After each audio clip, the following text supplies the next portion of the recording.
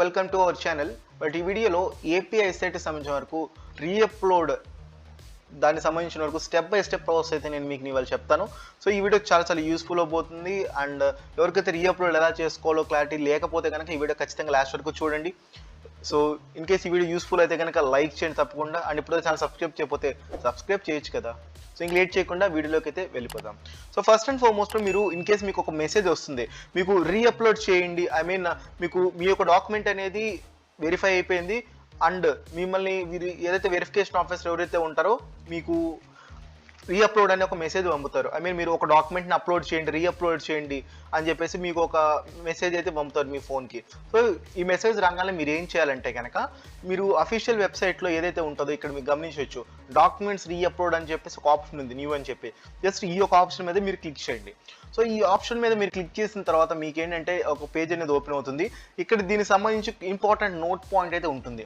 So ఈ ఒకసారి note point అయితే మీరు చదువు మీకు చెప్తాను నేను. This service is applicable only for the candidates who have been asked for reupload of certificate by the verification authorities. All other certificate verifications will be processed by the competent authorities as per the eligibility criteria. So ఇక్కడ ఏంటంటే మేజర్గా so ఎవరికైతే ఈ యొక్క message SMS కానీ email కానీ ఎవరైతే verification authorities పంపుతారో వాళ్ళు మాత్రమే మీరు ఈ వెబ్సైట్లో పేజీలోకి మీరు లాగిన్ అవ్వగలరు. మిగతా వాళ్ళు ఎవరైతే ఉన్నారో వాళ్ళు అయితే లాగిన్ అవ్వలేరు. సో ఇదైతే గుర్తుపెట్టుకోండి మై డియర్ ఫ్రెండ్స్. సో ఎందుకంటే మీకు ఎవరైతే ఓన్లీ రీఅప్లోడ్ వాళ్ళకి మాత్రమే మీకు ఏంటంటే ఈ ఆప్షన్ అనేది ఎనేబుల్ అవుతుంది. సో మళ్ళీ ఇంకొంతమంది అడుగుతారు, సార్ అసలు మాకు అసలు ఏ మెసేజ్ రాలేదు, మేమేం చేయాలండి? సో ఇక్కడ ఎవరికైతే ఏ మెసేజ్ రాలేదో అక్కడ 2 కేసెస్ అయితే ఉండొచ్చు. ఒకటి ఏంటంటే ఇంకా అసలు మీ యొక్క అప్లికేషన్ అనేది వెరిఫికేషన్ ఆఫీసర్ ఇంకా వెరిఫై చేయలేదని అర్థం. నెక్స్ట్ ఏంటంటే ఆల్రెడీ సక్సెస్ఫుల్గా వెరిఫై అయిందని అర్థం. సో ఆల్రెడీ కొంతమంది సక్సెస్ఫుల్గా వెరిఫై అయిన వాళ్ళకి కూడా మెసేజ్ వస్తుంది, సక్సెస్ఫుల్గా వెరిఫై అయిపోయింది మీ డాక్యుమెంట్ అని.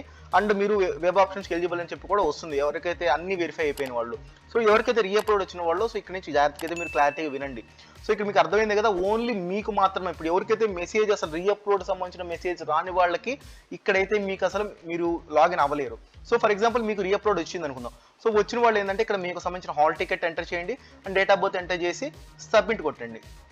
సబ్మిట్ కొట్టిన తర్వాత మీకు ఇలా ఓటీపీ వస్తుంది, మీకు వెరిఫై ఓటీపీ అని చెప్పేసి మీ ఫోన్కి ఓటీపీ అయితే వస్తుంది. సో ఓటీపీ రంగాల్లో ఇక్కడ మీరు ఓటీపీ ఏదైతే వన్ టైం పాస్వర్డ్ ఎంటర్ చేసేసి మీరు వ్యాలిడేట్ కొట్టండి. సో సక్సెస్ఫుల్గా వ్యాలిడేట్ అయిపోయిన తర్వాత మీ యొక్క డీటెయిల్స్ అనేది ఇలా వస్తాయి. మీ యొక్క పర్సనల్ డీటెయిల్స్ వస్తాయి, లైక్ మీ యొక్క నేమ్ వస్తుంది, మీకు డీటెయిల్స్ ఎవ్రీథింగ్ మీరు ఏదైతే సబ్మిట్ చేస్తారో at the time of registration everything ఇక్కడ వస్తాయి.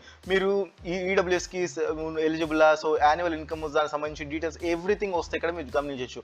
అండ్ మీకు సంబంధించిన ఎడ్యుకేషనల్ డీటెయిల్స్ కూడా ఇక్కడ వస్తాయి, లైక్ మీరు కాలేజెస్ ఎక్కడ ఎప్పుడెప్పుడు ఏ ఇయర్లో చదువుకున్న డీటెయిల్స్ మొత్తం వస్తాయి ఇక్కడ మీకు already at the time of registration ఇచ్చిన డీటెయిల్స్ ఇవన్నీ. నెక్స్ట్ ఇక్కడ మీరు గమనించినట్టయితే ఫైల్ అప్లోడ్స్ అని ఉంది.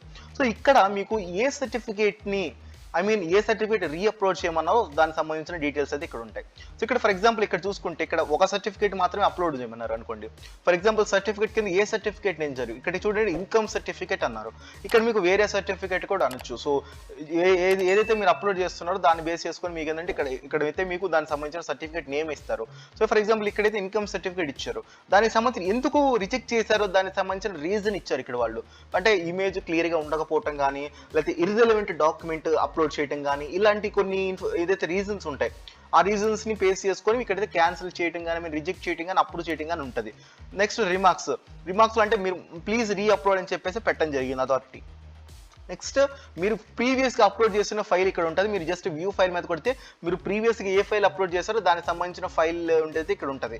ఇప్పుడు మీరు ఎలా చేసుకోవాలంటే ఇక్కడ చూస్ ఫైల్ ఉంది కదా, జస్ట్ ఈ చూస్ ఫైల్ మీద క్లిక్ చేసి మీరు కొత్త ఫైల్ అప్లోడ్ చేయండి. ఈ కొత్త ఫైల్ అనేది మీరు జాగ్రత్తగా అయితే అప్లోడ్ చేయాలి ఫ్రెండ్స్, ఎందుకంటే ఆల్రెడీ ఒకసారి రిజెక్ట్ అయింది కాబట్టి మీరు రెండోసారి అప్లోడ్ చేస్తున్నారు కాబట్టి కొంచెం జాగ్రత్తగా కొంచెం నీట్గా స్కాన్ చేసి పీడిఎఫ్ కానీ ఇమేజ్ కానీ జాగ్రత్తగా అయితే నీట్గా అప్లోడ్ చేయండి. సో మ్యాక్సిమం మీరు కరెక్ట్ రెలవెంట్ డాక్యుమెంట్ మాత్రమే అప్లోడ్ చేయండి, వాళ్ళు అడిగిన డాక్యుమెంట్ని అప్లోడ్ చేయండి. అలా కాకుండా వేరే ఏదైనా డాక్యుమెంట్ అప్లోడ్ చేస్తే కనుక మళ్ళీ రిజెక్ట్ అవ్వడానికి ఛాన్స్ అయితే ఉంటుంది.